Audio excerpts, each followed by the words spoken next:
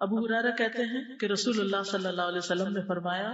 رمضان کے بعد سب سے افضل روزے اللہ کے مہینے محرم کے ہیں، یعنی مہینے کے اعتبار سے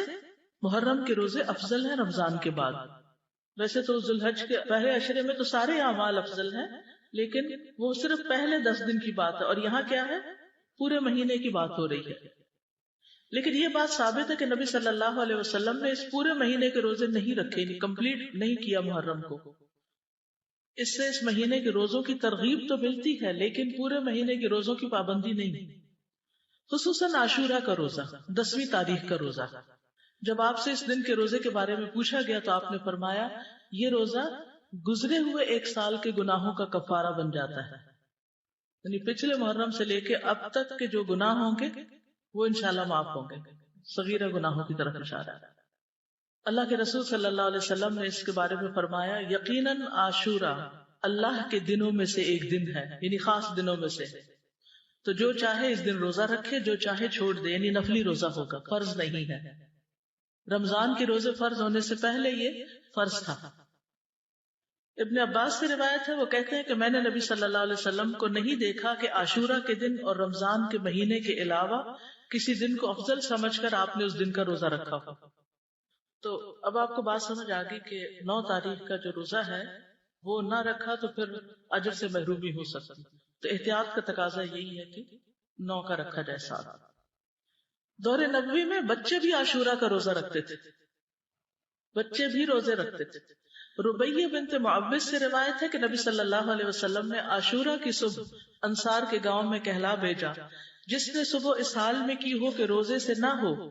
تو وہ اپنا باقی دن پورا کر لے، یعنی درمیان میں بھی روزے کی نیت کی جا سکتی ہے، نفلی روزے کی، اور جو شخص روزہ دار ہو تو وہ روزہ رکھے، یعنی جسے نیت کر لی ہے وہ پورا کرے۔ ربیہ کہتے ہیں کہ اس کے بعد ہم لوگ خود بھی روزہ رکھتے اور اپنے بچوں سے بھی رکھواتے، ہم انہیں اون کا ایک کھلونا دے کر بہلائے رکھتے،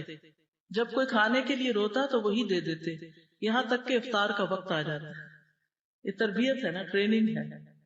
تو ضروری نہیں کہ ہر وقت جب بچہ روئے اس کو ضرور دودھ دیا جائے یا کھانے کو دیا جائے، تھوڑی دیر رونے بھی دیا جائے یا بہلا دیا جائے۔ اس دن کا روزہ جو ہے یہ مستحب ہے۔ جابر کہتے کہ رسول اللہ صلی اللہ علیہ وسلم ہمیں عاشورہ کا روزہ رکھنے کا حکم دیتے، ہمیں اس کی ترغیب دیتے اور اس موقع پر ہماری نگرانی فرماتے، یعنی رکھا ہے کہ نہیں۔ اس کے بعد جب رمضان کے روزے فرض کر دیے گئے تو آپ نے ہمیں نہ حکم دیا نہ منع کیا، اور نہ اس موقع پر ہماری نگرانی کی، یعنی نفلی روزہ ہو گیا، مستحب ہو گیا۔ حضرت عائشہ سے روایت ہے کہ جاہلیت کے ایام میں عاشورہ کے دن کا روزہ رکھا جاتا تھا، جب اسلام آ گیا تو اب جو چاہے اس کا روزہ رکھ لے اور جو چاہے اسے چھوڑ دے۔ لیکن نبی صلی اللہ علیہ وسلم نے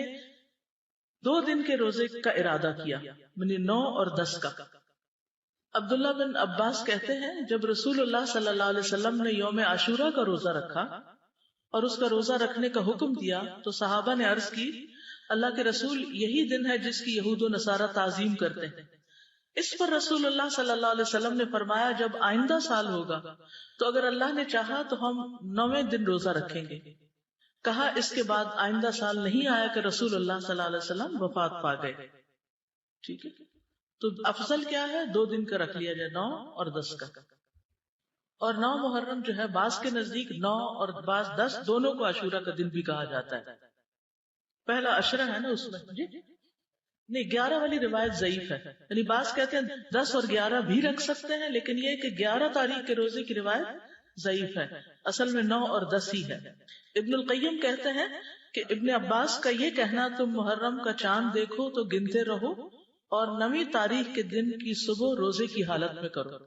تو اس سے مراد یہ نہیں کہ عاشورہ 9ویں تاریخ کو کہتے ہیں، بلکہ ان کی مراد یہ ہے کہ 10ویں سے پہلے 9ویں کا روزہ بھی رکھو، کیونکہ آپ نے فرمایا تھا کہ اگر میں زندہ رہا تو روزہ رکھوں گا،